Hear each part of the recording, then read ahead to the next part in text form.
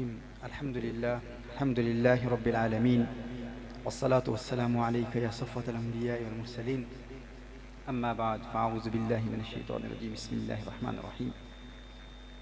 قال الله تبارك وتعالى في القرآن الكريم: أعوذ بالله من الشيطان الرجيم. بسم الله الرحمن الرحيم. والعصر إن الإنسان لفي خسر. صدق الله العظيم وبلغنا رسوله النبي الكريم. وقد صدقت أنت يا سيدي يا سيدي يا سيدي، يا مكي يا مدني يا عربي يا قرشي يا هاشمي، ويا سيدنا يا سيدنا يا سيدنا، يا حبيبنا يا طبيبنا يا حبيب المصطفى المجتبى صلی اللہ علیہ وآلہ وسلم. لائق صد احترام علماء کرام، ارباب علم و بصیرت، میرے دوستوں، بھائیوں، بزرگوں، تمام عاشقان مصطفیٰ صلی اللہ علیہ وسلم، آج کی اس بزم کا اہتمام کرنے والے میرے محبوب ساتھی، ہمارے دوست جو گڑھوالہ سے برطانیہ میں تحریک کارکنان سے مسلسل رابطے میں رہے، اللہ جل وعلا آپ کی ان حسین کاوشوں کو اپنی بارگاہ میں قبول و منظور فرمائے، اور اس بزم کے انعقاد کی برکت سے کونین کے والی صلی اللہ علیہ وسلم کا سچا پیار عطا فرمائے، اس بزم کو اپنی بارگاہ میں قبول فرمائے. قرآن کریم کی اس آیہ مبارکہ کو سرنامہ سخن کی حیثیت سے تلاوت کرنے کا شرف حاصل ہوا. اس میں اللہ جل وعلا ایک قسم ارشاد فرما رہا ہے، والعصر، العصر کی قسم. مفسرین کرام کے مختلف اقوال ہیں. مولا علی کرم اللہ وجہ الکریم نے سیدنا عبداللہ ابن عباس رضی اللہ تعالیٰ عنہما سے خوارج کے حوالے سے فرمایا تھا، آیات قرآنیہ کے مختلف مفاہیم و مضامین کے متعلق، کہ ان القرآن حمال الاوجہ، القرآن ذو وجوہ و حجۃ بجمیع الاوجہ،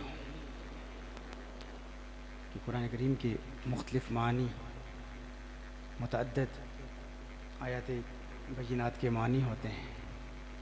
التنصیص لا يدل على التخصیص، اگر کسی ایک معنی کو کوئی مفسر بیان کرے تو اس کا یہ مطلب نہیں ہوتا کہ فقط ایک ہی معنی ہے، متعدد معنی ہیں اور ہر معنی درست ہو سکتا ہے. ہاں، یہ ہے کہ کسی اصول کے خلاف نہ ہو، کسی مجمع علیہ قول کے خلاف نہ ہو، دین اسلام کے اصولوں کے خلاف نہ ہو. تو جب ہم کسی ایک خاص مفسر کے قول کو مد نظر رکھتے ہوئے قرآن کریم کی تفسیر کو بیان کرتے ہیں تو کسی ذہن میں یہ خیال نہیں آنا چاہیے کہ فقط اسی قول کو کیوں بیان کیا جا رہا ہے، کیونکہ التنصیص لا يدل على التخصیص،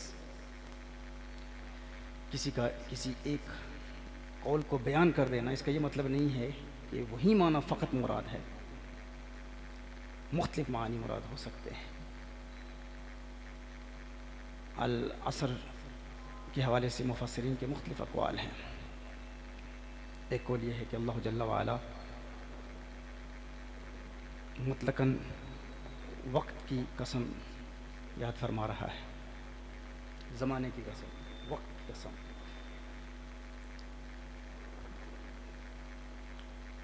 کہ انسان خسارے میں ہے. اللہ جل وعلا جب وقت کی قسم یاد فرما رہا ہے، اور عام طور پر بھی جب ہم کسی کی قسم کھاتے ہیں تو جو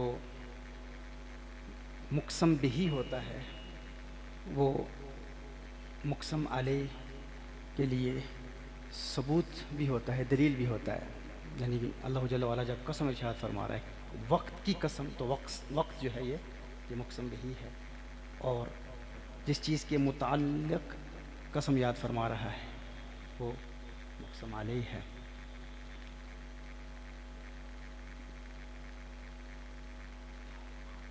تو وہ جو مقسم بہی ہے وہ مقسم علیہ کے لیے دلیل ہے، ثبوت ہے.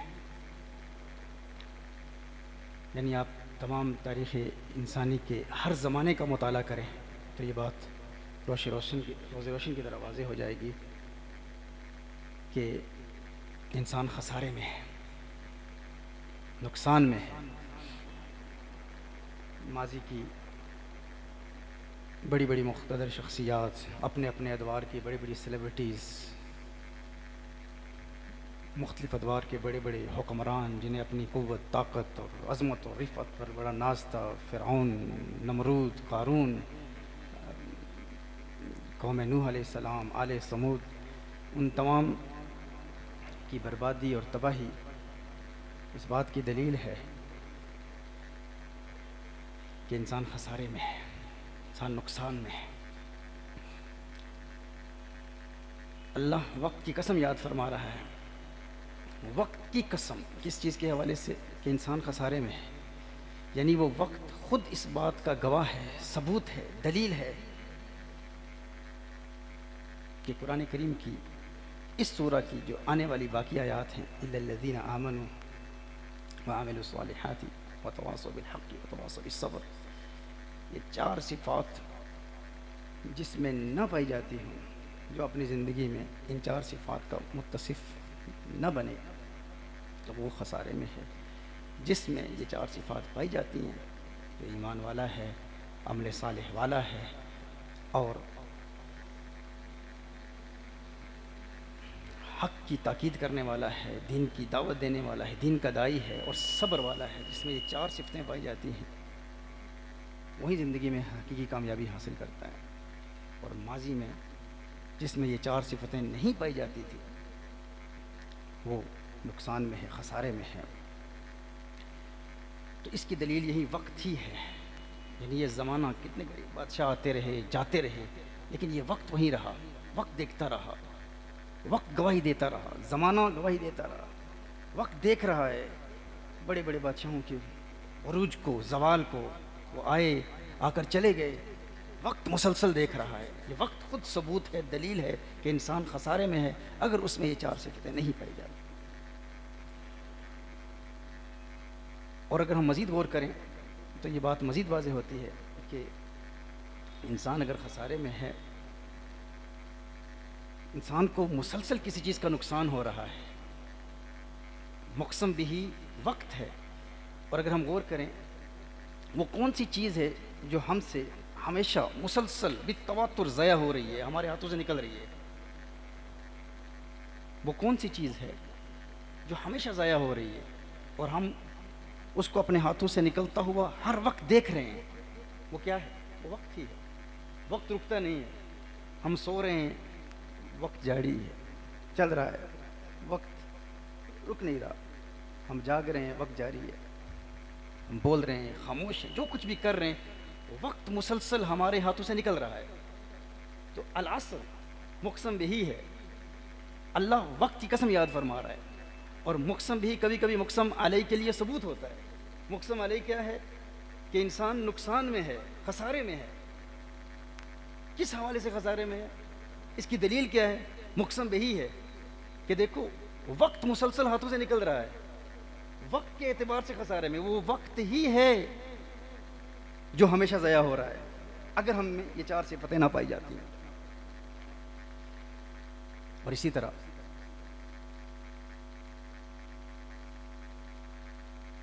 اگر ان آیات کا ربط دیکھیں تو اسی سورۃ العصر سے پہلے سورۃ التکاثر ہے، الہاکم التکاثر حتی زرتم المقابر،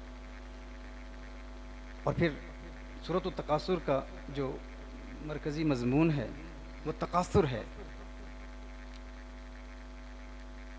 دولت دنیا کی خواہش، زیادہ طلبی کی خواہش، مزید دنیا ملے، مزید دولت ملے، تکاثر۔ اور اس کے فوراً بعد سورۃ العصر ہے جس کا مرکزی مضمون کیا ہے؟ ان الانسان لفی خسر، انسان خسارے میں ہے۔ یعنی ان صورتوں کا ربط دیکھیں تو یہ بات واضح ہو جائے گی، یعنی جو تکاثر چاہے گا، زیادہ دنیا کا خواہش مند ہوگا، دنیا کی محبت، مال کی محبت جتنا زیادہ چاہے گا اتنا ہی زیادہ نقصان میں ہوگا۔ سورۃ التکاثر اور سورۃ العصر۔ اور پھر دیکھیں سورۃ العصر سے پہلے سورۃ التکاثر ہے، اور سورۃ العصر کے بعد سورہ ھمزہ ہے۔ سورۃ التکاثر میں ہے کہ جو زیادہ مال کا خواہش مند ہے الہاکم التکاثر حتی زرتم المقابر، یہاں تک کہ وہ قبر میں چلا گیا. کلا سوف تعلمون، کیسے؟ کلا لو تعلمون، پھر ثم جی الہاکم التکاثر حتی زرتم المقابر کلا سوف تعلمون ثم کلا سوف تعلمون کلا لو تعلمون علم الیقین لترون الجحیم ثم لترون عین الیقین ثم لتسألن یومئذ عن النعیم. جو تکاثر چاہتا ہے، بہت زیادہ دنیا کا خواہش مند ہے، مال چاہتا ہے، دولت کی کثرت چاہتا ہے، پھر وہ تباہ و برباد ہو جاتا ہے، جہنم کا ایندھن بنتا ہے. یہ سورۃ التکاثر کا مفہوم ہے. اس کے بعد سورۃ العصر کے بعد، یعنی سورۃ العصر سے پہلے کیا تھا؟ تکاثر، تکاثر کا نتیجہ جہنم. اور سورۃ العصر کے بعد سورہ ہمزہ ہے، اور اس میں بھی وہی مفہوم ہے. ویل لکل ہمزۃ لمزہ. آگے الذی جمع مالا وعددہ، جو مال جمع کرتا رہتا ہے، مال جمع کرتا رہتا ہے، اور اس خیال سے کہ یہ مال میں جمع کرتا رہوں گا، دولت جمع کرتا رہوں گا تو یہ دولت مجھے موت سے بچا دے گی، دائمی زندگی دے دے گی. تو جو یہ نظریہ رکھتا ہے اس کا نتیجہ کیا ہے؟ پھر وہی ہے، جہنم کا ایندھن بنے گا، جہنم میں جائے گا. یعنی ایک بہت بڑے خسارے، بہت بڑے نقصان کا ذکر سورۃ العصر سے پہلے ہے، اور سورۃ العصر کے بعد پھر اسی نقصان کا ذکر ہے. یعنی جو دنیا کی دولت چاہتا ہے تو اس کا نتیجہ کیا ہے؟ بہت بڑا نقصان، جہنم کا ایندھن بنے گا، جہنم میں جائے گا. سورۃ العصر سے پہلے والی صورت میں بھی وہی مفہوم ہے، سورۃ العصر کے بعد والی صورت میں بھی بالکل وہی مفہوم ہے. یہ ربط بین الآیات ہے، یہ صورتوں کا ربط ہے. اور پھر دیکھیں عین درمیان میں سورۃ العصر کا مرکزی نقطہ کیا ہے؟ ان الانسان لفی خسر. بالکل درمیان میں پھر اسی خسارے کا ذکر، یعنی سورۃ العصر سے پہلے بھی خسارے کا ذکر، سورۃ العصر کے بعد سورہ ہمزہ میں بھی اسی خسارے کا ذکر، اور پھر بالکل درمیان میں سورۃ العصر میں بھی اسی خسارے کا ذکر. اور پھر اس خسارے سے بچنے کے لیے جو ریمیڈی دی گئی ہے وہ کیا ہے؟ یہ 4 نکات ہیں. الا الذین آمنوا وعملوا الصالحات وتواصوا بالحق وتواصوا بالصبر. جو یہ 4 چیزیں اپنا لیتا ہے وہ پہلے والے خسارے سے بھی محفوظ رہے گا، بعد والے خسارے سے بھی محفوظ رہے گا، وہ نجات حاصل کر لے گا. اور پھر دیکھیں سورۃ تکاثر کا اختتام کہاں ہوتا ہے؟ ثم لتسألن یومئذ عن النعیم. انسان کو اللہ جل وعلا کی نعمتوں کے حوالے سے آخرت میں سوال کیا جائے گا. تو سورۃ العصر سے پہلے جو آخری آیت سورۃ التکاثر کی ہے اس میں نعمتوں کا ذکر ہے، اور سورۃ العصر کا آغاز کہاں سے ہوتا ہے؟ والعصر. سب سے بڑی نعمت جو اللہ جل وعلا نے عطا فرمائی ہے وہ کیا ہے؟ وہ وقت ہے، کیونکہ ہر شخص وقت کا مالک ہے. یعنی اللہ جل وعلا نے سورۃ التکاثر کا اختتام کہاں کیا؟ ثم لتسألن یومئذ عن النعیم، اللہ جل وعلا کی نعمتوں پر. اور سورۃ العصر کا آغاز کہاں سے ہوا؟ بہت بڑی نعمت پر. وہ نعمت کیا ہے؟ وہ وقت ہی ہے، کیونکہ ہر شخص وقت کا مالک ہے. ایک دن میں ہر شخص کو برابر وقت عطا کیا گیا، کسی کو کم دولت ملی، کسی کو زیادہ دولت ملی، لیکن ہر بندے کو ہر روز 1440 منٹ ملتے ہیں، 86,000 سیکنڈز ملتے ہیں، 24 گھنٹے ہر بندے کو ملتے ہیں. ہر بندے کے پاس وقت ہے، بس ہم نے وقت میں برکت تلاش کرنی ہے کہ وقت میں برکت کیسے ملے. وقت ہر ایک کے پاس ہے، اور وقت کتنا ہے؟ ہر بندے کے پاس کتنا وقت ہے؟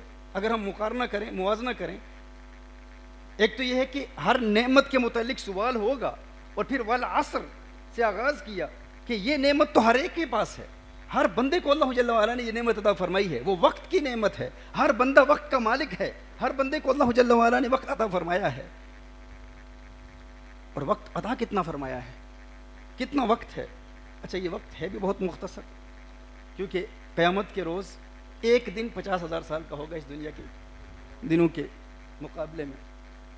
اور WHO ورلڈ ہیلتھ آرگنائزیشن کی رپورٹ کے مطابق مردوں کی عمر پوری دنیا میں ایوریج لائف ایکسپیکٹنسی مردوں کی یہ 67 سال ہے، 67 ایئرز ہے، اور عورتوں کی 74 ایئرز ہے. پوری دنیا میں اگر آپ ایوریج لائف ایکسپیکٹنسی دیکھیں تو 67 ایئرز مردوں کی عمر ہوتی ہے عام طور پر، اور عورتوں کی 74 ایئرز. اور قیامت کے ایک دن کے ساتھ جب آپ مقارنہ کرتے ہیں، موازنہ کرتے ہیں، تو یہ دنیا کے 67 ایئرز کے 118 سیکنڈ بنتے ہیں. یعنی قیامت کے روز ایک دن میں جب لوگ اس دنیا کی زندگی کے متعلق سوچیں گے تو یوں محسوس ہوگا کہ میں نے صرف 2 منٹ دنیا میں گزارے ہیں، بلکہ 2 منٹوں سے بھی 2 سیکنڈ کم، 118 سیکنڈ. یعنی اگر ایک شخص 67 ایئرز کی زندگی پاتا ہے تو یہ 67 ایئرز کی زندگی قیامت کے ایک روز، اس ایک دن میں یوں لگے گی گویا کہ اس نے 2 منٹ دنیا میں گزارے ہیں. 2 منٹ. لاسٹ جب میں جڑوں والا آیا تھا یہاں پر تو شاید 2 منٹ کے لیے میں کسی پیٹرول اسٹیشن پر رکا ہوگا، ممکن ہے، لیکن مجھے یاد نہیں وہ پیٹرول اسٹیشن کہاں ہے. 2 منٹ لگتے ہیں. یا کہیں چائے پی ہوگی کسی ہوٹل میں تو 5-10 منٹ لگتے ہیں، لیکن مجھے یاد نہیں رہتا. پوری دنیا کے ہم سفر کرتے ہیں، کہاں یاد رہتا ہے کس ہوٹل میں رکے، کس سروس اسٹیشن میں رکے، کس پیٹرول اسٹیشن کے متعلق جہاں ہم نے 2 منٹ گزارے. حضرت عمر بن عبدالعزیز اور حضرت حسن بصری رضی اللہ تعالیٰ عنہ نے جو ایک دوسرے کو خط لکھے تھے، ان کا بھی مرکزی مفہوم یہی تھا کہ قیامت کے روز لوگ اس دنیا کی زندگی کو ہی بھول جائیں گے، انہیں یاد ہی نہیں آئے گا، کیونکہ 50,000 سال بیت گئے ہیں. اللہ جل وعلا کی بارگاہ میں آپ کھڑے ہیں اور انتظار کر رہے ہیں کہ اللہ حساب و کتاب شروع کرے، اور ابھی حساب و کتاب کا سلسلہ ہی شروع نہیں ہو رہا. وہ 50,000 سال بیت گئے، 50,000 سال بیت گئے.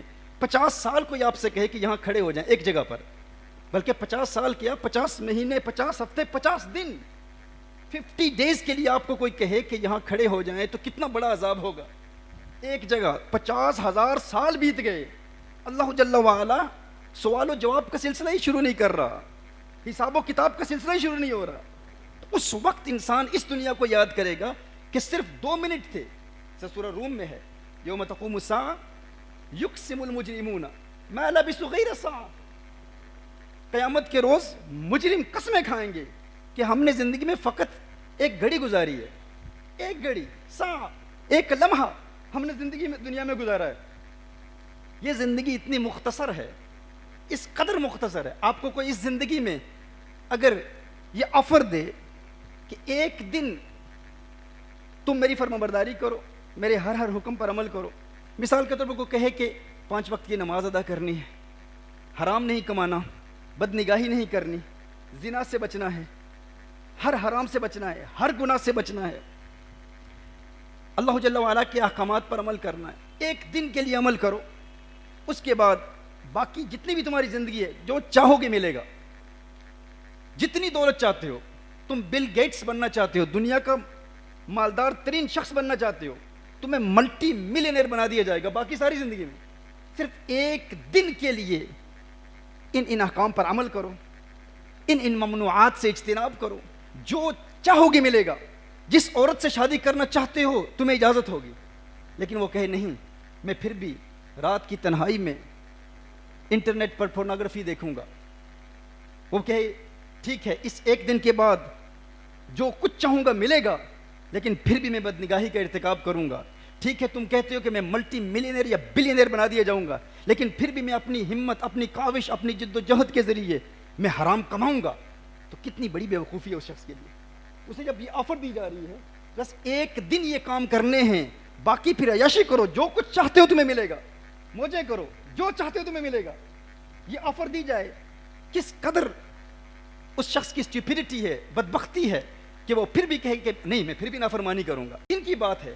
قیامت کے روز انسان جب زندگی کے متعلق سوچے گا، جب ایک ایک گناہ کو یاد کرے گا، پھر وہ کہے گا صرف 2 منٹ ہی تو تھے نا، صرف 2 منٹ میں نے اپنی خواہشات پر قابو پانا تھا، صرف 2 منٹ کے لیے میں نے گناہوں سے بچنا تھا. لیکن نادان انسان ان 2 منٹوں کے لیے، یہ زندگی، پوری زندگی کی 60-70 ایئرز کی جو زندگی ہے، 80 سال ہے، 90 سال جتنی بھی ہے، بس دنیا کی خواہشات سے بچنا تھا، نفس کی خواہشات سے بچنا تھا. پھر کیا تھا؟ پھر جنت میں جو چاہو وہ تجھے ملے گا، جو چاہو تمہیں ملے گا. لیکن یہ بات قیامت کے روز سمجھ میں آ جائے گی. آخرت میں تو سب سمجھ جائیں گے، جب موت آتی ہے تو سب سمجھ جاتے ہیں، لیکن سمجھدار وہ ہے جو موت کے آنے سے پہلے سمجھ جائے. سمجھدار حقیقتاً وہی ہے. وہاں تو سب کو سمجھ آ جائے گی نا، اس وقت تو ہر بندہ سمجھ جائے گا اس وقت کی حقیقت کیا ہے، اس وقت کی اہمیت کیا ہے، اس وقت کی قیمت کیا ہے جو ہم دنیا کے معاملات میں برباد کر رہے ہیں. اب دیکھیے، ایک تو العصر کی تفسیر یہ ہے کہ اللہ جل وعلا مطلقاً زمانے کی قسم یاد فرما رہا ہے، اور ایک عصر کی نماز کی قسم. نبی کریم صلی اللہ علیہ وسلم کا فرمان ہے، صحیح بخاری شریف کی حدیث ہے، حضور اکرم صلی اللہ علیہ وآلہ وسلم نے ارشاد فرمایا جس کی نماز عصر قضا ہو گئی گویا اس کے تمام مال اور اہل و عیال ہلاک ہو گئے. اور مسند احمد کی حدیث ہے حضور اکرم صلی اللہ علیہ وسلم نے ارشاد فرمایا جس کی نماز عصر قضا ہو گئی اس کے سارے اعمال برباد ہو گئے, سارے اعمال برباد ہو گئے. اللہ جل وعلا عصر کی قسم یاد فرما کر ہمیں نماز کی اہمیت کا پیغام دے رہا ہے. اور ایک والعصر کا معنی عصر کا وقت ہے, وقت عصر ہے, کیونکہ یہ مختصر وقت ہوتا ہے. تو اس میں پیغام ہے کہ سورج ڈوبنے والا ہے, یعنی تمہاری زندگی کا سورج ڈوبنے والا ہے, جلدی کرو, بہت کم وقت ہے, شام ہونے والی ہے. لوئی لوئی کڑیے پر لے پانڈا جے تو پانڈا پرنا شام پہ ہی بن شام محمد کر جہاں دے نہیں ڈرنا. اور یہ پنجابی میں دیگر کا لفظ بھی استعمال ہوتا ہے نا, دشمن مرے تے خوشی نہ کریے, سجنا بھی مر جانا, دیگر تے دن گیا محمد اوڑک نے ڈوب جانا. تو یہ جو عصر کا وقت ہے اللہ جل وعلا اس کی قسم یاد فرما رہا ہے. والعصر ان الانسان لفی خسر. اب مزید آگے بڑھتے ہیں. جب یہ کنسپٹ تھوڑا سا کلیئر ہو چکا کہ مقسم بہی مقسم علیہ کے لیے دلیل ہوتا ہے, ثبوت ہوتا ہے, تو ایک تفسیر یہ بھی ہے جو آپ سب کی محبوب تفسیر ہے, وہ یہ ہے کہ محبوب تیرے زمانے کی قسم, اللہ جل وعلا نبی کریم صلی اللہ علیہ وسلم کے زمانے کی قسم یاد فرما رہا ہے. جس زمانے میں نبی کریم صلی اللہ علیہ وسلم کا میلاد ہوا تھا, جس ربیع الاول کے استقبال کے لیے آج ہم یہاں پر آج کی اس محفل میں جمع ہیں, اس زمانے کی قسم یاد فرما رہا ہے. محبوب تیرے زمانے کی قسم, تیرے دور کی قسم, ان الانسان لفی خسر. اب کچھ لوگوں کو یہ قسم اور یہ مفہوم راس نہیں آتا. ابھی ہم آ رہے تھے تو سفر پر ایک عجیب قسم کی مخلوق ہمارے دوستوں کو ملی, عجیب عجیب سوالات, عجیب عجیب اعتراضات. تو ہم کہتے ہیں جو ہماری یہ جو جنرل پبلک کے ساتھ محافل ہماری ہوتی ہیں ان کنونشنز میں ظاہر ہے حال مخاطب کو دیکھ کر بات کی جاتی ہے, تو اگر ہم سے کوئی سوالات کرے گا تو ہم علمی جواب دیں گے. وہ کہتے ہیں کہ آپ کے جو اسٹوڈیوز میں لیکچرز ہوتے ہیں وہ قرآن و سنت کی روشنی میں دلائل میں, لیکن آپ جب عوام الناس کے سامنے بیان کرتے ہیں تو وہ بیان ہمیں سمجھ میں نہیں آتے, کیونکہ وہ جذباتی ہوتے ہیں, ان میں اشعار ہوتے ہیں اور ان میں پھر واقعات ہوتے ہیں اور پھر ان میں امام احمد رضا کی باتیں زیادہ ہوتی ہیں اور اس میں اولیاء کی باتیں زیادہ ہوتی ہیں, لیکن اسٹوڈیو میں وہ قرآن و سنت کے جو دلائل. تو یہ فرق کیوں ہے؟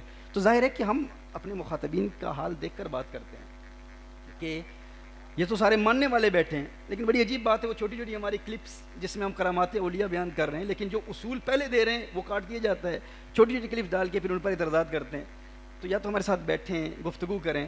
تو اسی لیے میں نے شروع میں ہی چند باتیں بیان کر دی, چونکہ میری گفتگو پر پھر لوگ انگشت تنقید اٹھاتے ہیں اور زبان تان دراز کرتے ہوئے مختلف باتیں کرتے ہیں.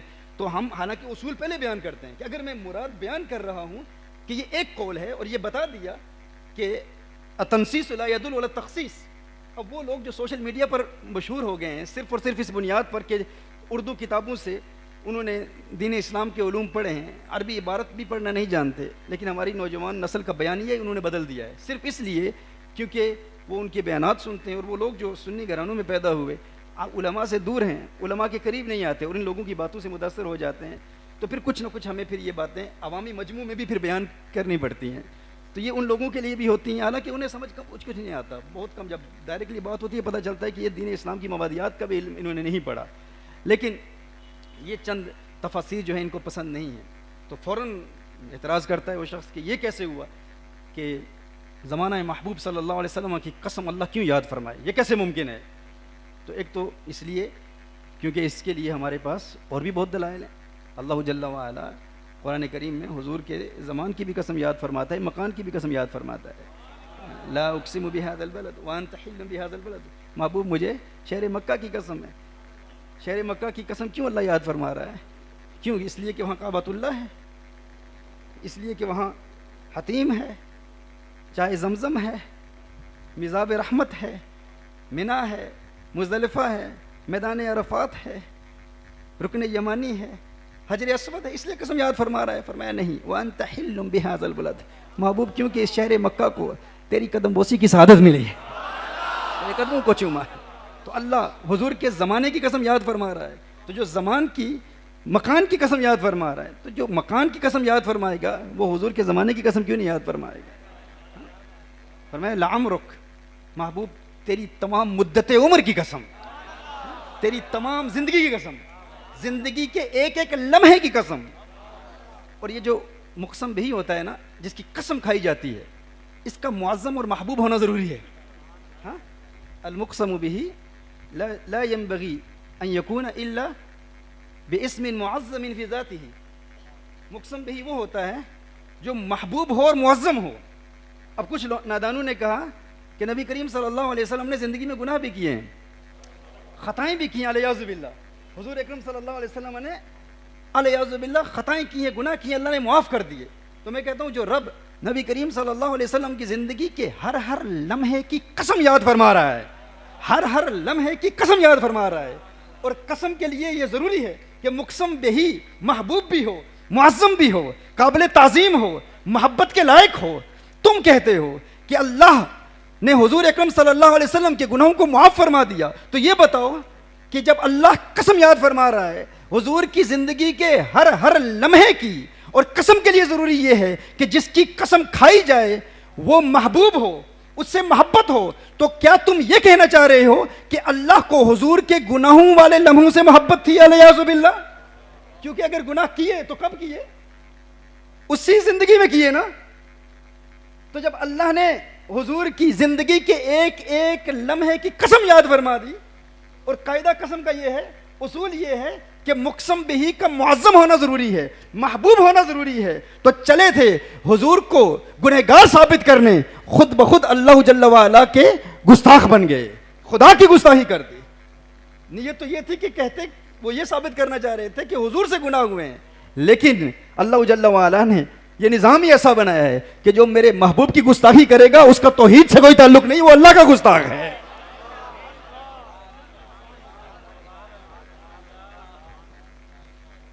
اور دیکھیے اللہ جب قسم یاد فرما رہا ہے نا، اور یہ قسم لعمرک میں تو صراحت ہے نا، حضور اکرم صلی اللہ علیہ وسلم کی زندگی کے ہر لمحے کی قسم، پوری زندگی کی قسم. اسی طرح سورۃ الضحیٰ میں فرمایا والضحیٰ واللیل اذا سجا، محبوب کریم صلی اللہ علیہ وسلم کے روشن چہرے کی قسم، اور محبوب صلی اللہ علیہ وسلم کی کالی زلفوں کی قسم. اور قسم کیوں یاد فرمائی؟ غیر مسلموں نے، کفار نے کہا کہ اللہ جل وعلا نے محبوب کو چھوڑ دیا ہے. ہاں، ودع محمد ربہ وقلا، علیہ باللہ، کہ اللہ جل وعلا نے وہی کا سلسلہ کچھ وقت کے لیے رکا. تو جمیل نے کہا، اس گستاخ عورت نے کہا کہ تیرے شیطان نے تجھ سے باتیں کرنا چھوڑ دیا ہے، علیہ باللہ. ابو جہل نے بھی ایسے جملے استعمال کیے. تو یہ اعتراض تھا ان کا. یہ کس کا اعتراض تھا؟ غیر مسلموں کا، کفار کا. تو اللہ جل وعلا نے ان کے اعتراض پر جواب ارشاد فرمایا، جواب دیا. یہاں بھی قسم ہے، والضحیٰ واللیل اذا سجا ما ودعک ربک وما قلی. اچھا دیکھیں، یہ جو قسم ہے نا، اصول قسم یہ ہے کہ مدعی جو ہوتا ہے، مدعی کہتے ہیں کلیمنٹ کو، پلینٹف کو، جو دعویٰ کرتا ہے. تو جو مدعی ہوتا ہے ثبوت پیش کرنا اس کی ذمہ داری ہوتی ہے کہ جو دعویٰ کرے اس پر شہادت لائے. اگر وہ شہادت نہ لا سکے تو جو مدعا علیہ ہوتا ہے، جو انکار کرتا ہے، وہ قسم کھاتا ہے. ان البینۃ علی المدعی والیمین علی من انکر، کہ مدعی جو ہوتا ہے وہ کیا کرتا ہے؟ وہ شہادت پیش کرتا ہے، گواہی دیتا ہے، ثبوت پیش کرتا ہے. مدعی ثبوت پیش کرتا ہے، اور مدعا علیہ قسم کھاتا ہے. دیکھیے ایک خوبصورت واقعہ، مدینہ منورہ کی گلی میں نبی کریم صلی اللہ علیہ وآلہ وسلم نے ایک گھوڑا دیکھا. ایک عربی کے پاس تھا، حضور اکرم صلی اللہ علیہ وسلم کو پسند آیا. نبی کریم صلی اللہ علیہ وسلم نے فرمایا تو اسے بیچتا ہے؟ اس نے کہا بیچتا ہوں. قیمت طے ہوئی، حضور اکرم صلی اللہ علیہ وسلم نے خرید لیا. حضور نے ارشاد فرمایا کہ میں ابھی قیمت دیتا ہوں، تو میرے ساتھ آ. حضور اکرم صلی اللہ علیہ وسلم کے پیچھے چل رہا ہے. حضور اپنے گھر تشریف لے جا رہے ہیں. حضور اکرم صلی اللہ علیہ وسلم کچھ جلدی تیز چل رہے ہیں، اور حضور اور اس کے مابین کچھ فاصلہ ہے. کچھ اور لوگ آتے ہیں، وہ اپنی آفرز دینا شروع کر دیتے ہیں کہ یہ ہمیں بھیج دو. اس نے کہا میں نے مسلمانوں کے نبی کو بیچ دیا ہے. تو انہوں نے جب مزید آفرز دی تو وہ لالچ میں آ گیا.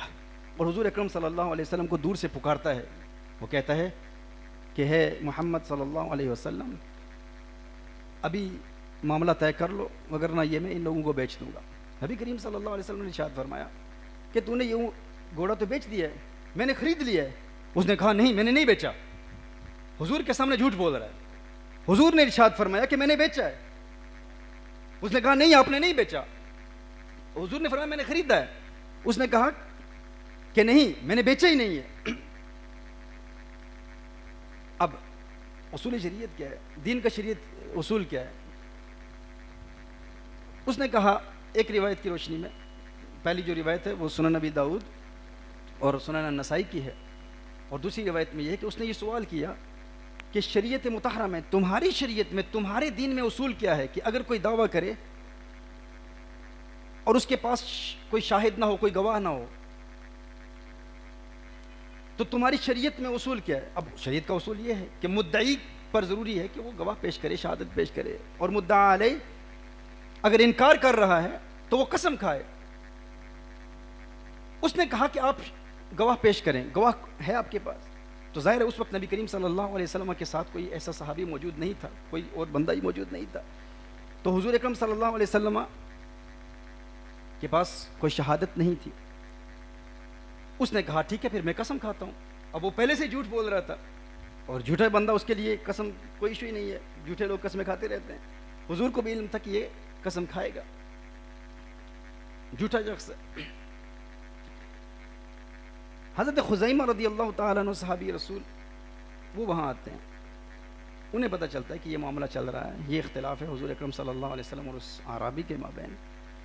حضور فرما رہے ہیں کہ میں نے گھوڑا خریدا ہے, تو نے بیچا ہے. وہ کہتا ہے میں نے بیچا ہی نہیں ہے. حضرت خزیمہ رضی اللہ تعالیٰ عنہ فرماتے ہیں کہ میں گواہی دیتا ہوں کہ اس نے بیچا ہے, حضور نے خریدا ہے. اب جب حضرت خزیمہ رضی اللہ تعالیٰ عنہ نے گواہی دے دی تو اب وہ مجبور ہو گیا, اسے پھر وہ گھوڑا دینا پڑا. نبی کریم صلی اللہ علیہ وسلم نے حضرت خزیمہ سے پوچھا ہے خزیمہ تو موقع پر موجود ہی نہیں تھا, گواہی کے لیے موقع پر موجود ہونا ضروری ہے, شہادت دینے کے لیے وہاں پر موجود ہونا ضروری ہے, تو یہاں موجود ہی نہیں تھا تو کاہے کی گواہی دیتا ہے؟ تو حضرت خزیمہ رضی اللہ تعالیٰ عنہ عرض کرتے ہیں یا رسول اللہ صلی اللہ علیہ وسلم آپ کی بات پر یقین کرتے ہوئے ہم نے غیب کی خبروں کی گواہی دے دی.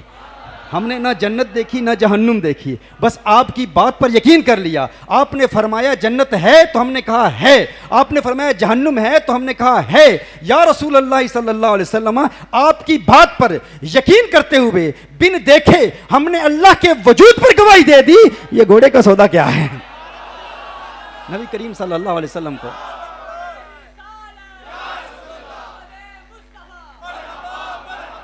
نبی کریم صلی اللہ علیہ وسلم کو حضرت خزیمہ رضی اللہ تعالیٰ عنہ کی یہ بات اتنی پیاری لگی. ارشاد فرمایا یہ ذو شہادتین ہے, یعنی آج کے بعد اس خزیمہ کی ایک گواہی 2 مردوں کی گواہی کے برابر ہے, 2 مردوں کی گواہی کے برابر ہے. اب یہ کیا ہے؟ حضور اکرم صلی اللہ علیہ وآلہ وسلم نے دعویٰ کیا تھا, وہ مدعا علیہ تھا. اب یہاں بھی ایک دعویٰ ہے, غیر مسلموں نے دعویٰ کیا. ان کا دعویٰ کیا تھا؟ ان کا دعویٰ یہ تھا کہ اللہ نے اپنے حبیب کو چھوڑ دیا, اللہ نے اپنے حبیب کو چھوڑ دیا. الیاذ باللہ, اللہ اپنے حبیب سے ناراض ہے, وہی کا سلسلہ رک چکا ہے, منقطع ہو چکا ہے. یہ کس کا دعویٰ تھا؟ غیر مسلموں کا. مدعی کون تھے؟ غیر مسلم تھے. اور یہاں پر ہر چند کے اللہ پر کون مقدمہ کر سکتا ہے؟ یہ ممکن نہیں ہے کہ کوئی اللہ کی ذات پر مقدمہ کرے. مدعی غیر مسلم ہیں لیکن مدعا علیہ اللہ کی ذات ہے. اللہ جل وعلا پر کوئی مقدمہ نہیں کر سکتا, لیکن اللہ نے اپنے حبیب کے پیار میں, اپنے حبیب کی محبت میں, اپنے حبیب سے جو اللہ کا پیار ہے اس پیار کے اظہار میں گویا اللہ جل وعلا ارشاد فرما رہا ہے محبوب یہ ان غیر مسلموں کا دعویٰ ہے, یہ مدعی ہیں, ان کے پاس شہادت نہیں ہے, اگر ہمت ہے تو شہادت پیش کریں, دکھائیں کون ہے گواہ جو یہ گواہی دے کہ اللہ اپنے حبیب سے ناراض ہے. یہ جھوٹ بولتے ہیں, ان کے پاس گواہ کوئی نہیں ہے, یہ مدعی ہیں لیکن شہادت کوئی نہیں ہے. لیکن میرے محبوب تیرے اصول کے مطابق, تیری شریعت کے مطابق, تیرے قانون کے مطابق, تیرے پیار میں, تیری محبت میں ہر چند کے کسی میں ہمت نہیں نہیں کہ اللہ پر مقدمہ کرے، لیکن کائنات میں آج یہ مقدمہ دائر ہو چکا ہے. لوگ کہہ رہے ہیں اللہ ناراض ہے، مدعی وہ ہے، مدعا علیہ میں ہوں، لیکن وہ شاید پیش نہیں کر سکتے. اب تیرے پیار میں، تیری محبت میں رب قسم یاد فرماتا ہوں، والضحی واللیل اذا سجا ما ودعک ربک وما قلی. محبوب تیرے چہرے کی قسم، تیری کالی زلفوں کی قسم، تیرا رب نہ تجھ سے ناراض ہے نہ تجھے چھوڑا ہے.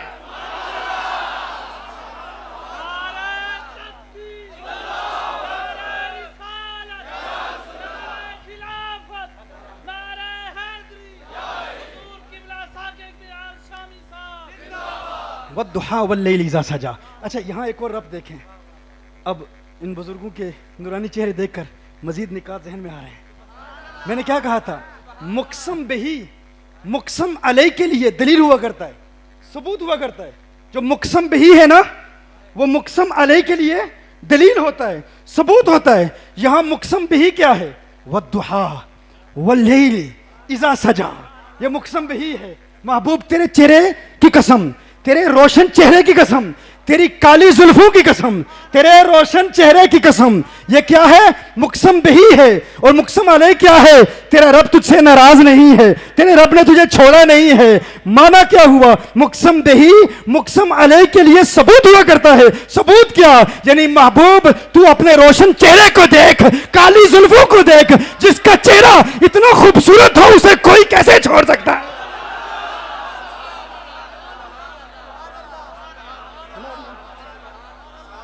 جو اتنا خوبصورت ہوتا ہے، جو ایسا خوبصورت ہو بلا دنیا میں کوئی اسے چھوڑ سکتا ہے، کوئی اس سے بیزار ہو سکتا ہے، کوئی اس سے ناراض ہو سکتا ہے. محبوب جب تو اتنا سونا ہے، تو اتنا خوبصورت ہے، مقسم بہی کو دیکھو. مقسم بہی مقسم علیہ کے لیے ثبوت ہوتا ہے. محبوب اپنے چہرہ ضحیٰ کو دیکھ اور کالی زلفوں کو دیکھ. جو اتنا خوبصورت ہے اسے نہ کوئی چھوڑ سکتا ہے نہ ناراض ہو سکتا. والعصر ان الانسان لفی خسر. محبوب تیرے زمانے کی قسم، وہ زمانہ جس کی یاد منانے کے لیے آج ہم سب یہاں حاضر ہیں، ہاں؟ جس کے استقبال کے لیے، استقبال ربیع الاول کے لیے یہ وہ زمانہ ہے. والعصر ان الانسان لفی خسر. محبوب تیرے زمانے کی قسم یہ دنیا نقصان میں ہے، ساری دنیا خسارے میں، نقصان میں، خسارے میں ہے. مقسم بہی مقسم علیہ کے لیے کیا ہوتا ہے؟ ثبوت، دلیل، گواہی، شہادت. مقسم علیہ کیا ہے؟ العصر. مقسم بہی کیا ہے؟ العصر. زمانے کی قسم. تمام انسان نقصان میں ہے، خسارے میں ہے. اللہ جل وعلا زمانے کی قسم یاد فرما رہا ہے. یہاں بھی مقسم بہی مقسم علیہ کے لیے دلیل ہے. کیسے؟ آپ اپنے زمانے کو دیکھو اور حضور کے زمانے کو دیکھو. اللہ جل وعلا نے ہر شے کو حسن دیا ہے، ہر چیز کو حسن دیا ہے.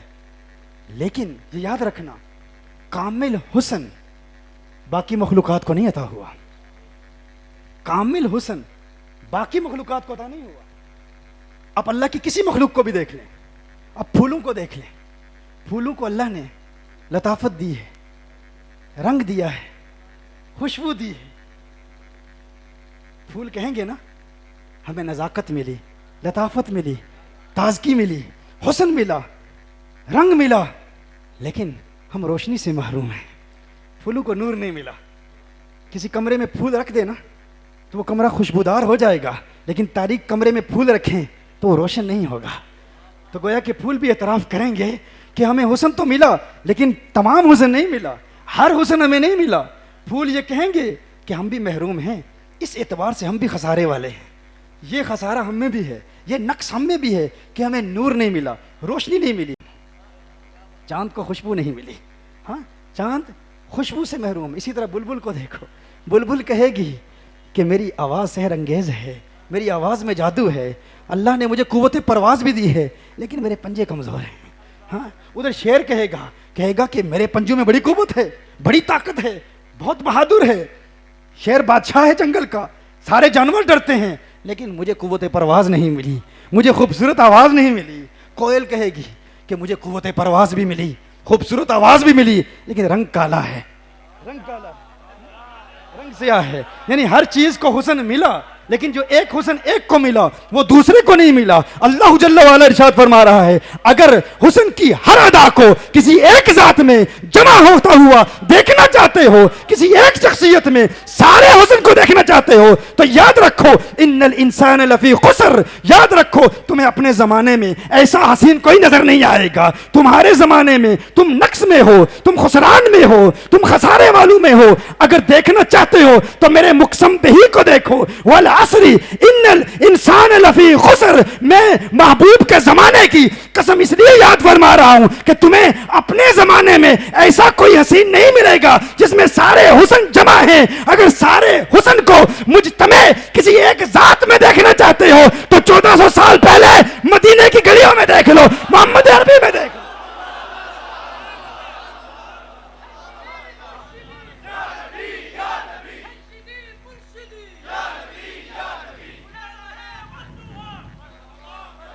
میں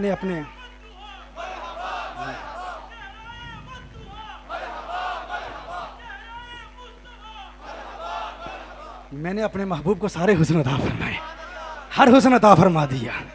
چہرے کی روشنی دیکھیں، ہاں چاند کی روشنی سے مقارنہ نہیں کیا جا سکتا. چاندنی شرماتی ہے آقا کا دامن دیکھ کر، خلد للچا جائے گی طیبہ کا گلشن دیکھ کر، اور مسکرائے چاند ان کی ایڑیوں کو چوم کر، آ گرے کالی کٹا زلفوں کا سامن دیکھ کر.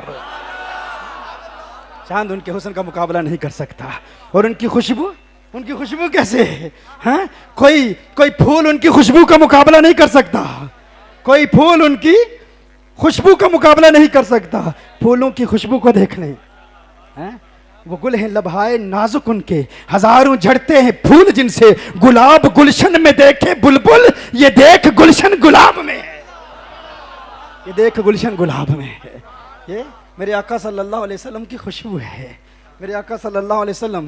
اور پھر دیکھیں عام انسانوں میں دیکھیں، کسی کا چہرہ خوبصورت ہے تو قد و قامت میں خوبصورتی نہیں ہے، آنکھیں خوبصورت ہیں تو لب خوبصورت نہیں ہیں، لب خوبصورت ہیں تو کانوں میں وہ حسن نہیں ہے، چہرہ خوبصورت ہے تو سینہ وہ خوبصورتی نہیں رکھتا. اگر جسم کا اوپر والا حصہ خوبصورت ہے تو نیچے والے حصے میں وہ خوبصورتی نہیں پائی جاتی. لیکن حضور اکرم صلی اللہ علیہ وسلم کی ذات کو دیکھیں، سر سے پاؤں تک دیکھیں. حضرت میمونہ فرماتی ہیں کہ میں نے حضور اکرم صلی اللہ علیہ وسلم کو ایک اونٹ پر سوار دیکھا تو میں حضور کے چہرے کو نہ دیکھ سکی. حضور اکرم صلی اللہ علیہ وسلم کے چہرے کا حسن ایسا تھا، کہا میں نے نظریں جھکا لی، جھکی ہوئی نظروں سے میں نے حضور کے قدموں کو دیکھا، انگلیوں کو دیکھا. کہا حضور کے پاؤں کا حسن ایسا تھا کہ آج تک حضور کے قدموں کا حسن میری نگاہوں سے اوجھل نہیں ہوا. میں کہتا ہوں جن کے پاؤں کا حسن ایسا ہے ساری زندگی نگاہوں سے اوجھل نہیں ہوتا، ان کے چہرے کے حسن کا عالم کیا ہوگا؟ ان کے چہرے کا حسن کا عالم کیا ہوگا؟ چہرے. حضرت عائشہ حضور اکرم صلی اللہ علیہ وسلم کے کانوں کا حسن بیان کرتی ہیں. حضور اکرم صلی اللہ علیہ وسلم کے کان کیسے خوبصورت ہیں. کہا جس طرح رات کے وقت کالے بادل چھائے ہوں نا، رات کے وقت کالے بادل چھائے ہوئے ہوں اور کالے بادلوں کے پیچھے ستارے چمک رہے ہوں، ستارے چمک رہے ہوں تو کیسا خوبصورت منظر نظر آتا ہے. کالے بادلوں کے پیچھے ستاروں کی چمک دمک دیکھ کر انسان کی آنکھیں لطف اٹھاتی ہیں. حضرت عائشہ فرماتی ہیں کہ نبی کریم صلی اللہ علیہ وسلم کو چلتے ہوئے اگر کوئی پیچھے سے دیکھتا تو کالی زلفوں کو لٹکتے ہوئے دیکھتا تو ان کالی زلفوں کے پیچھے کان یوں چمک رہے ہوتے جیسے کالے بادلوں کے پیچھے ستارے چمک رہے ہوتے. یہ وہ پھول ہیں. ہاں پھول میں حسن ہوگا لیکن یہ وہ حسن ہے کہ یہ سر سے پاؤں تک، سر تاب قدم. ہاں سر تاب قدم کیا ہے؟ سر تاب قدم ہے، سر تاب قدم ہے، سر تاب قدم ہے تن سلطان زمن پھول، لب پھول دہن پھول زکن پھول بدن پھول. اللہ جو مل جائے میرے گل کا پسینہ، مانگے نہ کبھی عطر نہ کبھی چاہے دلہن پھول، لب پھول دہن پھول زکن پھول بدن پھول. اور واللہ اور کیا بات اس چمنستان کرم کی، کیا بات رضا اس چمنستان کرم کی، زہرائے کلی جس میں حسین اور حسن پھول، لب پھول دہن پھول زکن پھول بدن پھول.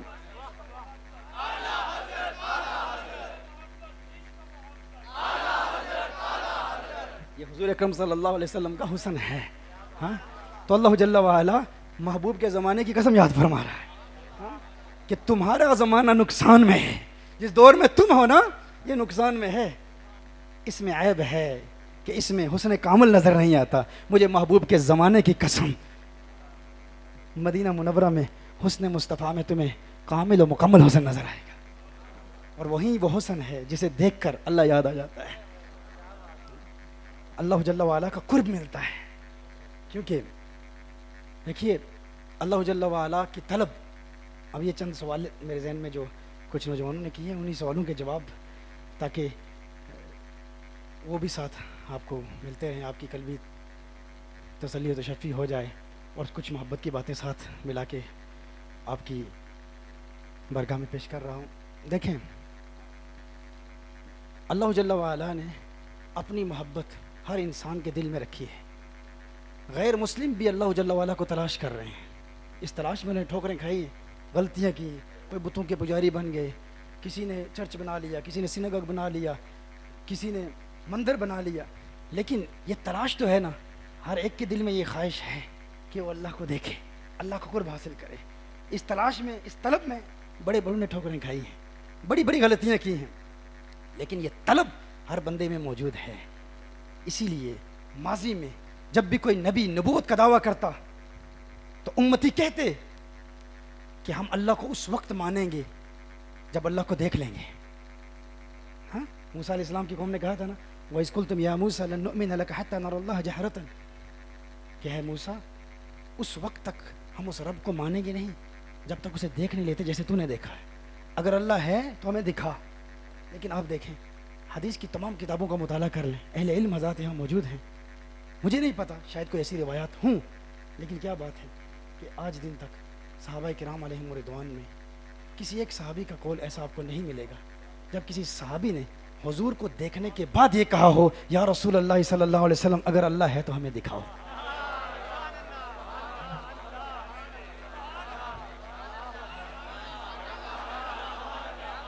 سارے کہتے رہے نبی دیکھا ہے تو دکھا دیں. موسیٰ علیہ السلام کی قوم نے کہا وَإِذْ قُلْتُمْ يَا مُوسَىٰ لَن نُؤْمِنَ لَكَ حَتَّىٰ نَرَى اللَّهَ جَهْرَةً، دیکھا ہے تو ہمیں بھی دکھا دے، ہم بھی دیکھنا چاہتے ہیں. لیکن حسن مصطفیٰ کو دیکھنے کے بعد آخر کیا وجہ ہے؟ کسی صحابی نے کبھی نہیں کہا یا رسول اللہ دیکھا ہے تو دکھائیے نا، ہم بھی دیکھنا چاہتے ہیں. کیوں؟ وہ اس لیے کہ من رآنی فقد رأى الحق، جس نے حضور کو دیکھا اس نے رب کے جلووں کو دیکھا. دیکھیے دیکھیے دیکھیے دیکھنے کی طلب ہر ایک کو ہوتی ہے. لوگ کہتے ہیں ہم اس وقت تک مانیں گے نہیں جب تک دیکھیں گے نہیں. تو میں کہتا ہوں اہل علم کہتے ہیں غایت قرب غایت خفا کا سبب ہوتی ہے. جو چیز جتنی قریب ہو نا اتنی ہی انسان کی نگاہوں سے اوجھل ہوتی چلی جاتی ہے. یہ انگلی ہے نا، اس کو میں دیکھ رہا ہوں، یہ اب نظر آ رہی ہے، اب بھی دیکھ رہا ہوں نظر آ رہی ہے، اب بھی دیکھ رہا ہوں نظر آ رہی ہے، اب بھی دیکھ رہا ہوں نظر آ رہی ہے، اب دیکھ رہا ہوں نظر نہیں آ رہی. کیا ہے کہ جو چیز انسان کے جتنے قریب ہوتی ہے اتنی ہی نگاہوں سے اوجھل ہوتی چلی جاتی ہے. دیکھیے کیا آپ میں سے کبھی کسی نے اپنی آنکھوں کو دیکھا ہے؟ کیا آپ میں سے کبھی کسی نے اپنی آنکھوں کو دیکھا ہے؟ ہاں نہیں دیکھا نا. کبھی کسی نے اپنی آنکھوں کو نہیں دیکھا تو بغیر دیکھے آنکھوں کے وجود کو کیسے مان لیا؟ کیسے مان لیا؟ بھائی آپ کی آنکھیں ہیں، ہاں میں نے کہا ہیں تو مان لیا. حضرت صاحب آپ نے کبھی اپنی آنکھوں کو دیکھا؟ نہیں دیکھا. ہاں بس اس کی بات آگے آ رہی ہے، اس کی بات آگے آ رہی ہے، اس کی بات پھر آگے کریں گے انشاءاللہ. تو آپ نے اپنی آنکھوں کو نہیں دیکھا، کسی کے کہنے پر یقین کر لیا نا، وہ بندہ ہو یا شیشہ ہو، کسی کی کہنے پر آپ نے یقین کر لیا. تو میں یہ پوچھنا چاہتا ہوں جس نے آپ کو کہا آپ کی آنکھیں ہیں اور اس کے کہنے پر آپ نے یقین کر لیا، پہلے اس سے پوچھ لیتے کہ تو نے میری آنکھوں کو کن آنکھوں سے دیکھا؟ تو نے میری آنکھوں کو کن آنکھوں سے دیکھا؟ وہ کہے گا انہی آنکھوں سے دیکھا جن آنکھوں کو اس نے بھی کبھی نہیں دیکھا. اس نے بھی اپنی آنکھوں کو کبھی نہیں دیکھا اور اپنی ان آنکھوں سے تیری آنکھوں کو دیکھنے کا دعوے دار ہے. تو نے مان لیا، تو نے تسلیم کر لیا. کسی کی بات کو یوں تسلیم کر لیا تو پتہ چلا آنکھیں کبھی کسی نے نہیں دیکھی. اب حضرت علامہ صاحب قبلہ نے فرما دیا میں نے دیکھا ہے. حضرت کہاں دیکھا ہے؟ حضرت نے فرمایا آئینے میں دیکھا ہے. اب انتہائی ادب کے دائرے میں رہ کے حضرت کی بارگاہ میں التجا کرتا ہوں، حضرت آپ یہ فرمائیں کہ آپ نے آئینے میں اپنی جن آنکھوں کو دیکھا تھا کن آنکھوں سے دیکھا تھا؟ حضرت فرما رہے ہیں ان آنکھوں سے دیکھا تھا. اپنی 2 آنکھوں کی طرف اشارہ فرما کے حضرت نے فرمایا ان آنکھوں سے دیکھا تھا.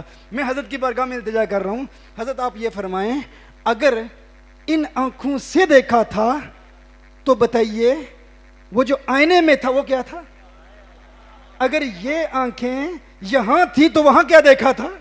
اور اگر یہ آنکھیں آئینے میں چلی گئی تھی تو پھر کن آنکھوں سے دیکھا تھا؟ اگر آپ فرما رہے ہیں ان آنکھوں کو آئینے میں دیکھا تھا، اگر یہی آنکھیں میرے حضرت صاحب نے آئینے میں دیکھی تھی تو بتائیں کن آنکھوں سے دیکھی تھی؟ اگر ان آنکھوں سے دیکھی تھی تو دیکھا کیا تھا؟ اور اگر یہی آنکھیں وہاں چلی گئی تھی تو پھر کن آنکھوں سے دیکھی تھی؟ پتا چلا حضرت صاحب نے آئینے میں آنکھیں نہیں دیکھی، آنکھوں کا عکس دیکھا، آنکھوں کا پرتو دیکھا، آنکھوں کا ریفلیکشن دیکھا. میں کہتا ہوں میرے نادان بھائی، تو کہتا ہے دیکھوں گا تو مانوں گا، میں کہتا ہوں وہ آنکھیں جو تیرے جسم سے قریب ہیں، وہ آنکھیں جو تیرے جسم سے قریب ہیں، انہیں تو آئینے کے وسیلے کے بغیر نہیں دیکھ سکتا، تو وہ رب جو تیری جان سے قریب ہے اسے آئینہ مصطفیٰ کے وسیلے کے بغیر کیسے دیکھ سکتا ہے؟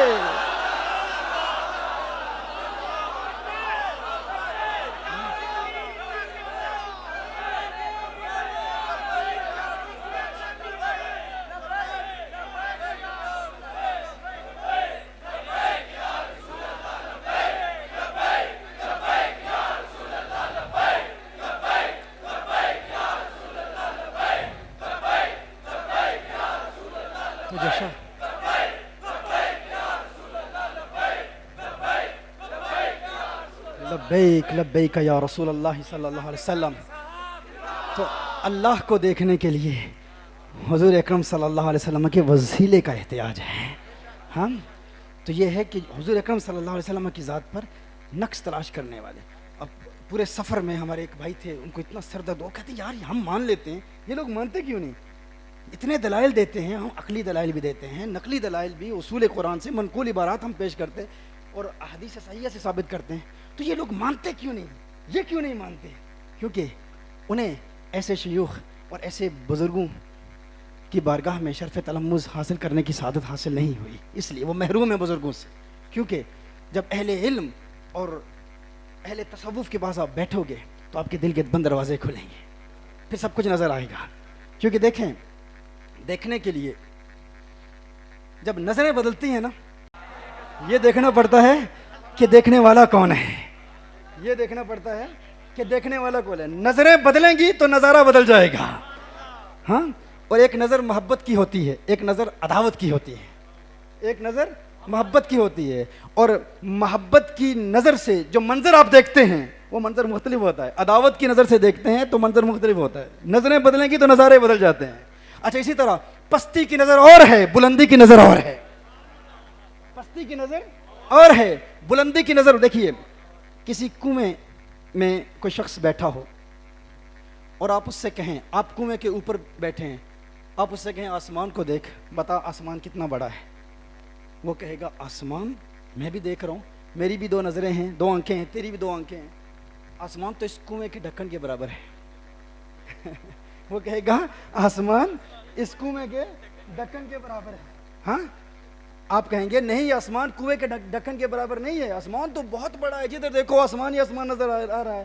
جس نے آسمان کو دیکھا نہیں نا، وہ کنویں میں ہے، کنویں سے دیکھ رہا ہے، اوپر دیکھ رہا ہے. وہ کہہ رہا ہے نہیں نہیں، میری بھی 2 آنکھیں، تیری بھی 2 آنکھیں، تو بھی اسی آسمان کو دیکھ رہا ہے، میں بھی اسی آسمان کو دیکھ رہا ہوں. تو آپ کہیں گے عقل کے اندھے، عقل کے ناخن لے، تو یہ دیکھ، تو دیکھ کہاں سے رہا ہے؟ ہاں، تو دیکھ کہاں سے رہا ہے؟ تو کنویں کے نیچے سے دیکھ رہا ہے.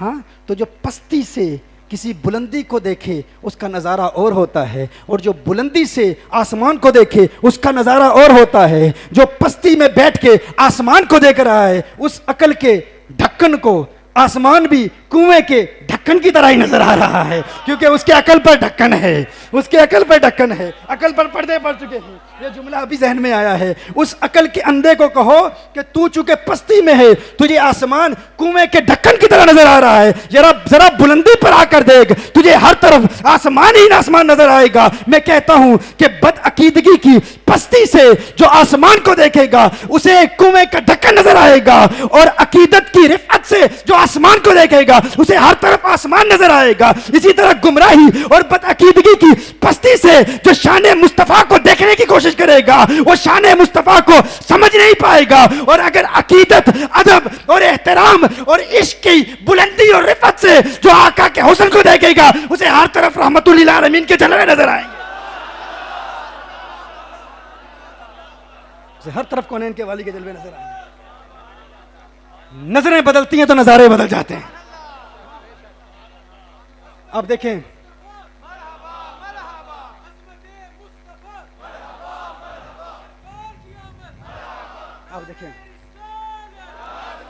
جو دیکھ نہیں سکتے نا وہ اس لیے کیونکہ ان کو وہ نگاہ ملی نہیں، ہاں ان کو وہ نظر۔ آپ دیکھیں، آپ ایک آئینہ لیں، چشمہ، آپ چشمہ لیں، سیاہ چشمہ، انتہائی ڈارک اینک پہنے، انتہائی سیاہ اینک پہن کر آپ سورج کو دیکھیں، آپ کو کیا سورج نور ہے نا، سورج نور ہے، انتہائی سیاہ اینک پہن کر آپ سورج کو دیکھیں گے، آپ کو سورج کی ٹکیا تو نظر آئے گی، نور نظر نہیں آئے گا۔ آپ کو سورج کا جسم تو نظر آئے گا، سورج کی روشنی نظر نہیں آئے گی۔ بہت ڈارک، بہت سیاہ چشمہ پہن کے سورج کو دیکھیں گے، سورج کا نور نظر نہیں آئے گا، اس کا جسم نظر آئے گا۔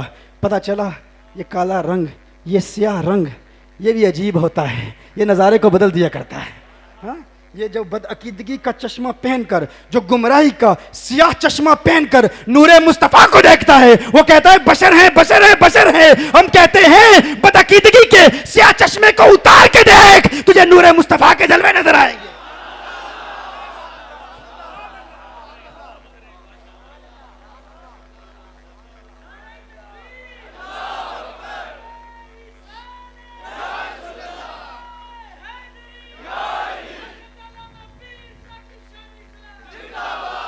تو وہ اپنی آنکھوں کا علاج کرے۔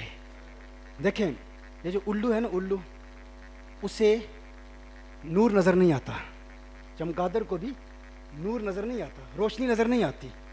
کچھ سائنٹیفک تحقیقات کی روشنی میں کچھ نظر آ جاتی ہے، کچھ کبھی کبھی نظر آ جاتی ہے، لیکن وہ آنکھیں بند کر لیتے ہیں دن کے وقت۔ الو جو ہے دن کے وقت آنکھیں بند کر لیتے ہیں، ان کو یہ روشنی اچھی نہیں لگتی۔ ہاں کچھ اگر کوئی کہے نا کچھ نظر آتا بھی ہے تو ہم کہیں گے وہ جو کہتے ہیں کہ ٹھیک ہے نور حسی نہیں، ہم نور ہدایت مانتے ہیں، بس ہدایت ہی مانتے ہیں۔ ہاں تو الو کو، چمگادر کو، اسے رات کے وقت اسے تاریکی نظر آتی ہے، اسے نور نظر نہیں آتا۔ تو جو کہے نا کہ ہمیں نور نظر نہیں آتا، اسے کہو تجھے نظر آ بھی نہیں سکتا، تیرے لیے ناممکن ہے۔ اس پر فقیر نے ایک شعر لکھا تھا کافی عرصہ پہلے کہ ایک نکتے نے کم ظرف کا عقیدہ بدل دیا۔ ایک نکتے نے، وہ ہے نا ہم دعا لکھتے رہے، وہ دغا پڑھتے رہے، ایک نکتے نے محرم سے مجرم بنا دیا۔ دعا اور دغا، دعا کی عین میں نکتہ نہیں ہے، دغا کی عین میں نکتہ ہے، محرم میں نکتہ نہیں ہے، مجرم میں نکتہ ہے۔ ہم دعا لکھتے رہے، وہ دغا پڑھتے رہے، ایک نکتے نے محرم سے مجرم بنا دیا۔ تو کچھ لوگ کہتے ہیں یہ حضور کی تعریف میں غلو کرتے ہیں، غلو ایگزاجریشن کرتے ہیں، حضور کی شان کو بہت بڑا چڑھا کر بیان کرتے ہیں، الیاذ باللہ۔ تو میں نے کہا کہ ایک نکتے نے کم ظرف کا عقیدہ بدل دیا، اس الو نے علو کو غلو پڑھ لیا۔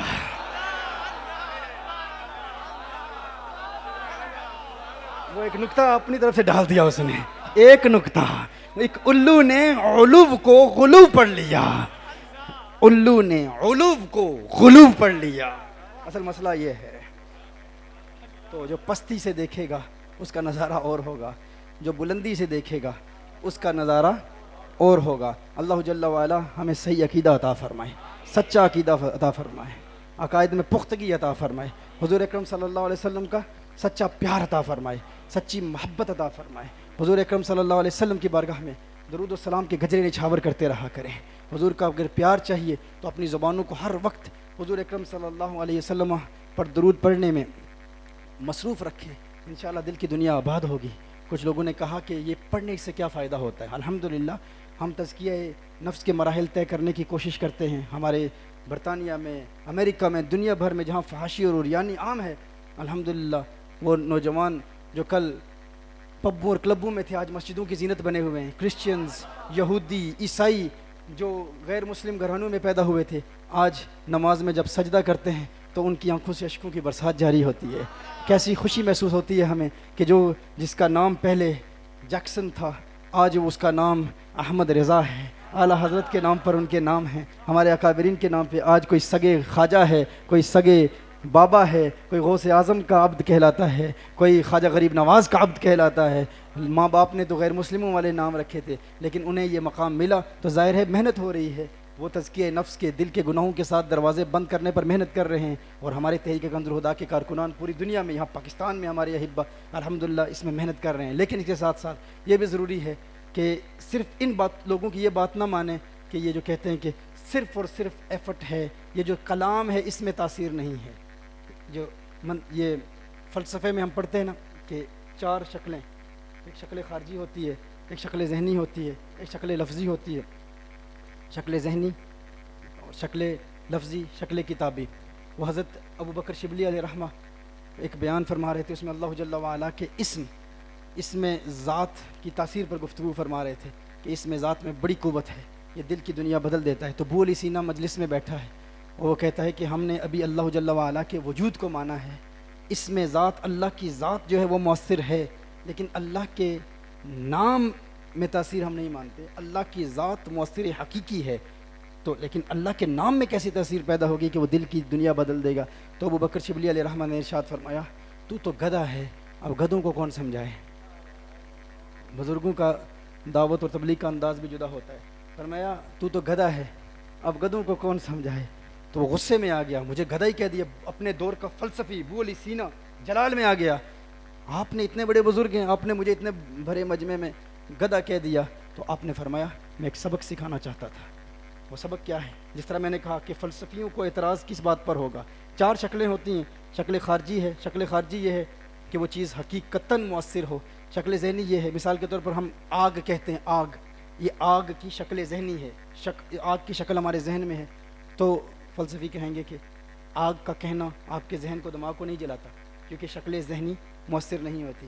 میں آگ کاغذ پر لکھتا ہوں تو وہ شکل کتابی اس کاغذ کو جلائے گی نہیں۔ میں آگ کا تلفظ کرتا ہوں تو میری زبان جلے گی نہیں۔ شکل خارجی ہی مؤثر ہوتی ہے، حقیقی خارجی شکل آگ کی وہی جلاتی ہے۔ تو ابو علی سینہ نے کہا کہ ہم شکل خارجی کو ہی مؤثر مانتے ہیں۔ تو ابو بکر شبلی علیہ رحمہ نے ارشاد فرمایا گدھے کو کون سمجھائے؟ تو وہ جلال میں آ گیا، غصے میں آ گیا، چہرہ اس کا سرخ ہو گیا۔ تو ابو بکر شبلی علیہ رحمہ نے فرمایا میں یہی سبق سکھانا چاہتا تھا، اگر میں نے گدھے کا نام لیا، گدھے کے نام میں اتنا اثر تھا کہ تیرے چہرے کا رنگ بدل گیا، تو اللہ کے نام میں اثر کیوں نہیں ہوگا؟ اگر گدھے کے نام سے تیرے چہرے کا رنگ بدل جائے گا تو اللہ کے نام سے تیرے دل کی دنیا کیوں نہیں بدلے گی؟ کبھی یہ نہ سوچیں ورد اوراد کی اپنی طاقت ہے، ان وظائف کی اپنی قوت ہے۔ یہ اوراد، وظائف، صلاۃ و سلام، درود و سلام، یہ پڑھتے رہا کریں اور کثرت سے پڑھتے رہا کریں۔ اور میرے دوستو، وقت کے حوالے سے جو والعصر، وقت میں بھی فرق ہے۔ ایسا ہوتا ہے کہ ایک وقت میں دوسرے وقت سے زیادہ اثر ہوتا ہے، برکت ہوتی ہے۔ سب سے زیادہ برکت والا وقت ہمارے مشائخ چشت اہل بہشت فرماتے ہیں صبح صادق ہے۔ صبح صادق، اس میں سب سے زیادہ برکت ہے۔ بے شمار حدیث ہیں، نبی کریم صلی اللہ علیہ وسلم کی حدیث کا مفہوم ہے روزی تلاش کرتے ہو تو صبح کے وقت تلاش کرو۔ جو صبح سوتا رہتا ہے اس کی روزی روک دی جاتی ہے، جو صبح جاگتا ہے روزی تلاش کرتا ہے اس کی روزی میں برکت ہوتی ہے۔ حضرت ابراہیم بن ادہم کا مناظرہ ایک شخص سے ہوا جو برکت کا منکر تھا، وہ کہتا تھا برکت کوئی چیز نہیں ہوتی۔ تو حضرت ابراہیم بن ادہم رحمہ اللہ نے، آپ نے فرمایا بتا دنیا میں بکریاں زیادہ ہوتی ہیں یا کتے زیادہ ہوتے ہیں؟ بکریاں زیادہ ہیں یا کتے زیادہ ہیں؟ اس نے کہا بکریاں زیادہ نظر آتی ہیں گلیوں بازاروں میں، بکریاں زیادہ نظر آتی ہیں. تو آپ نے فرمایا بتا کہ بکریاں زیادہ بچے جنتی ہیں یا کتے زیادہ بچے جنتے ہیں؟ اس نے کہا کہ کتے. آپ نے فرمایا کتوں کے بچے زیادہ ہوتے ہیں، بکریوں کے کم ہوتے ہیں، لیکن پھر بھی بکریاں زیادہ ہوتی ہیں، کیوں؟ اس نے کہا کیوں؟ کہا یہی تو برکت ہے، یہی تو برکت ہے. کہا یہ برکت آئی کہاں سے؟ تو حضرت ابراہیم بن ادھم نے فرمایا رات کے وقت کتے جاگتے رہتے ہیں، بھونکتے رہتے ہیں، جب صبح صادق کا وقت ہوتا ہے سو جاتے ہیں. بکریاں رات کے وقت سوتی ہیں، جب نزول برکت کا وقت صبح صادق کا وقت ہوتا ہے وہ بیدار ہوتی ہیں. صبح صادق کے وقت برکت والی گھڑیوں میں بکریاں جاگتی ہیں، اللہ نے ان میں برکت پیدا فرما دی ہے، اسی لیے بکریاں زیادہ ہوتی ہیں کتے کم ہوتے ہیں. تو وقتوں میں بھی برکت ہے. والعصر، اللہ جل وعلا نے اس وقت کی قسم یاد فرمائی. ہمارے شیوخ فرماتے ہیں کہ عصر کا وقت ہے اور سب سے بہتر وقت، والعصر محبوب کے زمانے کا وقت، اور سب سے بہتر زمانہ کون سا ہے؟ محبوب کا زمانہ. اور سب سے بہتر وقت کون سا ہے؟ صبح صادق ہے، صبح صادق ہے. کہا کیوں ہے؟ کہا اس لیے کیونکہ یہ میلاد مصطفیٰ کا وقت ہے. اللہ نے اپنے حبیب کے میلاد کے وقت میں وہ برکت رکھی ہے جو کسی اور وقت میں نہیں رکھی ہے. تو صبح بیدار ہو کر اللہ اللہ اور کونین کے والی صلی اللہ علیہ وسلم پر درود و سلام کے گجرے نشاور کیا کریں.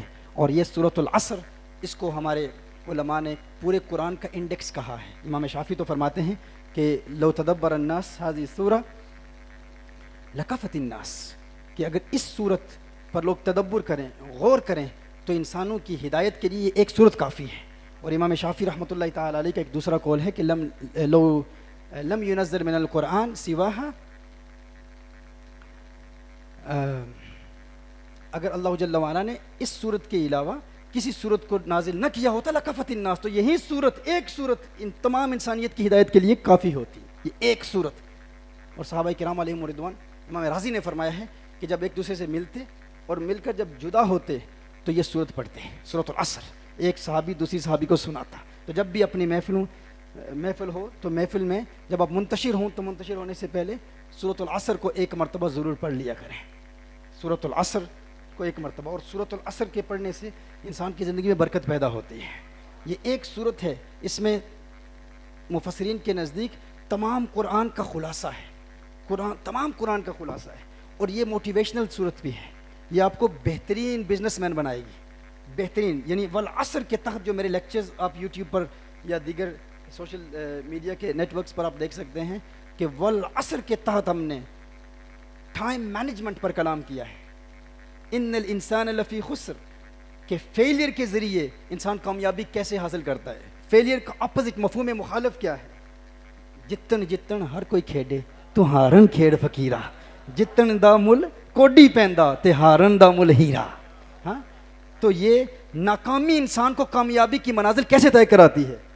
اور پھر الا الذین آمنوا، پھر سیلف ڈیولپمنٹ. امام مالک علیہ رحمہ ارشاد فرماتے ہیں اپنی ذات پر یقین پیدا کرنا، اللہ کی ذات پر یقین کرتے ہوئے اپنی ذات پر یقین پیدا کرنا. اور لوگوں کے منفی جملوں سے بچنے کا طریقہ وہ ہم اس کے تحت سکھاتے ہیں. الا الذین آمنوا وعملوا الصالحات. پھر ایکشن پلان کیا ہونا چاہیے، محنت کیسے ہونی چاہیے. وتواصوا بالحق، اس میں تواصو یہ باب تفاعل سے، تواصی بالحق کیا ہوتا ہے؟ یہ تکرار کا تقاضا کرتا ہے، بار بار محنت کرنا. اور ٹیم ورک، لوگوں کے ساتھ محنت کرنا. ٹیم ورک کا طریقہ کیا ہے؟ یہ کوپریٹ دنیا میں جو چیزیں لوگ سکھاتے ہیں الحمدللہ ہم قرآن و سنت کی روشنی میں سکھاتے ہیں.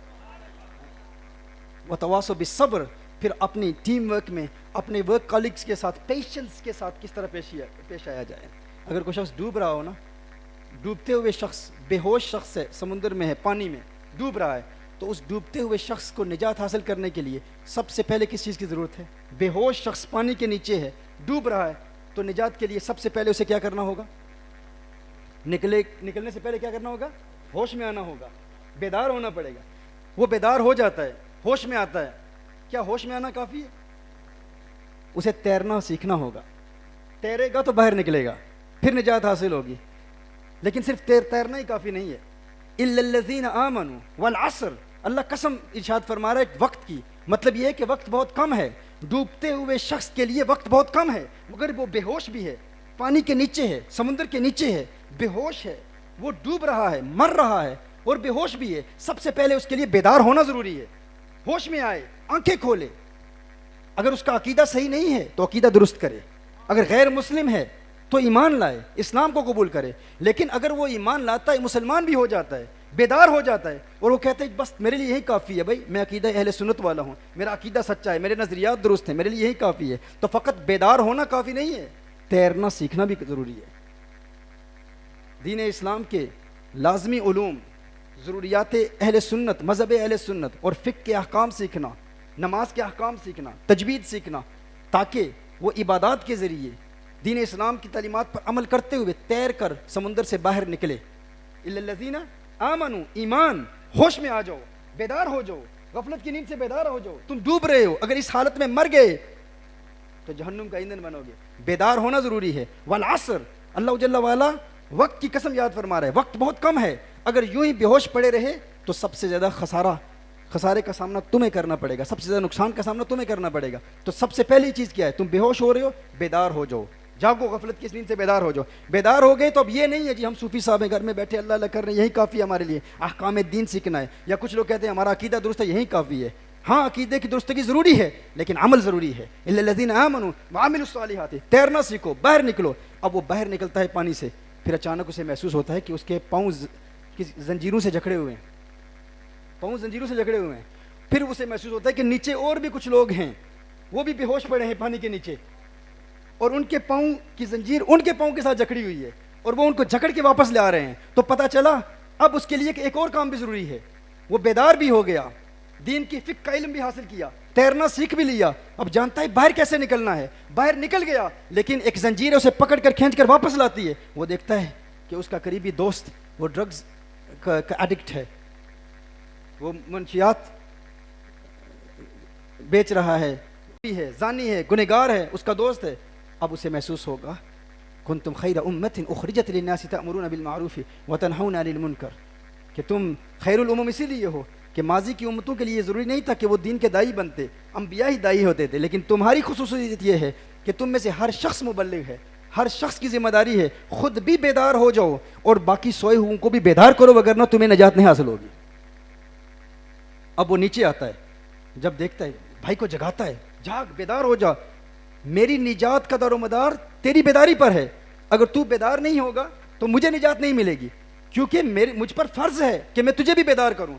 اب وہ کہہ رہا ہے کہ کسی وقت میں تو بھی سو رہا تھا، وہ بیدار ہوتا ہے، وہ دیکھتا ہے یار یہ تو بڑی مشکل زندگی ہے، میں تو فراری چلا رہا تھا ڈریم میں، اپنا ڈریم ہاؤس دیکھ رہا تھا، میں تو محلات میں تھا، میں تو جہاز میں فلائی کر رہا تھا، وہ خوابوں کی دنیا بڑی خوبصورت تھی. یہاں تو بہت کچھ کرنا پڑتا ہے، یہاں تو سوئمنگ سیکھنی پڑتی ہے، یہاں تو تیر کر باہر نکلنا پڑتا ہے، یہاں پر روزے رکھنے پڑتے ہیں، یہاں نمازیں پڑھنی پڑتی ہیں، یہاں حج کرنا پڑتا ہے، یہاں زکوٰۃ دینی پڑتی ہے، یہ زندگی بڑی مشکل ہے. وہ پھر سو جاتا ہے، آپ نے اسے جگایا لیکن وہ پھر سو گیا. اب آپ کہتے ہیں یار میں نے تو اپنا کام کر لیا، میں نے تو اپنا فرض ادا کر لیا، میں نے اس تک دین کا پیغام پہنچا دیا، پر میرے لیے یہی کافی ہے، اب میں خود اللہ اللہ کروں گا، اللہ کو یاد کروں گا. پھر وہ پانی سے باہر نکلتا ہے، پھر دیکھتا ہے وہ زنجیر تو وہیں پڑی ہے کیونکہ وہ سو رہا ہے.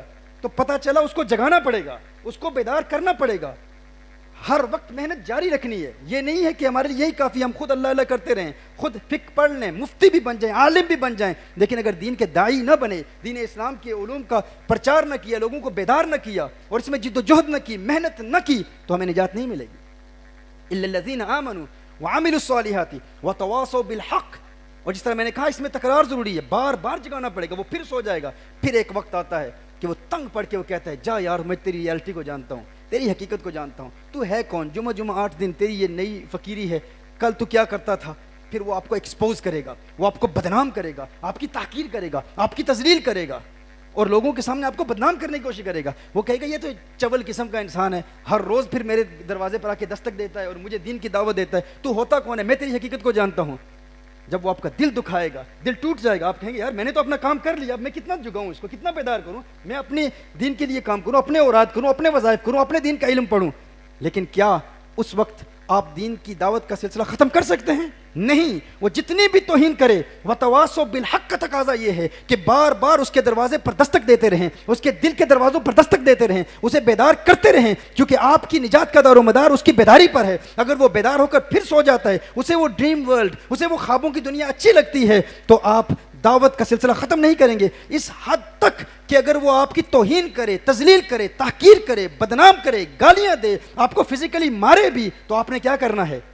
وَتَوَاصَوْا بِالصَّبْرِ، وَتَوَاصَوْا بِالصَّبْرِ۔ یہ نجات کے لیے یہ 4 ضروری ہیں: ایمان، عمل صالح، دعوت الی الحق اور صبر۔ یہ 4 پر عمل کریں گے اور اس محنت کو جاری رکھنا ہے۔ اللہ جل وعلا ہمیں اس پر عمل کرنے کی توفیق عطا فرمائے، دین اسلام کے ان احکام پر عمل کرنے اور دین اسلام کی حکمتوں کو سمجھنے کی توفیق عطا فرمائے، عقائد پر تا دم آخر کاربند رہنے کی توفیق عطا فرمائے، اور ہمیں عقائد اہل سنت پر سب کو متحد رہنے کی توفیق عطا فرمائے۔ اللہ اہل سنت کو اتحاد عطا فرمائے، اللہ ہم سب کو اہل بیت کا احترام کرنے کی توفیق عطا فرمائے، صحابہ کرام علیہم رضوان کا احترام کرنے کی توفیق عطا فرمائے۔ دیکھیے یہاں پر اتحاد اہل سنت کے حوالے سے، اسی حوالے سے مجھے قرآن کریم کی اسی صورت کی ایک تفسیر یاد آ گئی۔ نبی کریم صلی اللہ علیہ وسلم نے ارشاد فرمایا والعصر، زمانہ وقت کون سا ہے؟ حضور نے فرمایا یہ عصر کا وقت ہے، دن کے آخری وقت ہے۔ ان الانسان لفی خسر، حضور نے گستاخ کا ذکر کیا، وہ انسان کون ہے جو نقصان میں ہے؟ فرمایا ابو لہب ہے۔ الا الذین آمنوا، ایمان والا کون ہے؟ فرمایا ابو بکر ہے۔ وعاملوا الصالحات، فرمایا عمر ہے عمل صالح والا۔ وتواصوا بالحق، دین کا دائی کون ہے؟ کہا عثمان غنی ہے۔ وتواصوا بالصبر، اور صبر والا کون ہے؟ حیدر کرار مولا علی ہے۔ ہم سب کے ماننے والے ہیں، سب کا احترام کرنے والے ہیں، ہم اہل بیت سے بھی محبت کرتے ہیں، صحابہ کرام علیہم رضوان سے بھی عشق کرتے ہیں۔ اللہ جل وعلا عقائد میں پختگی عطا فرمائے اور ہر قسم کی بدعقیدگی، گمراہی، صلح کلیت سے ہمیں محفوظ فرمائے۔ وآخر دعوانا الحمد للہ رب العالمین۔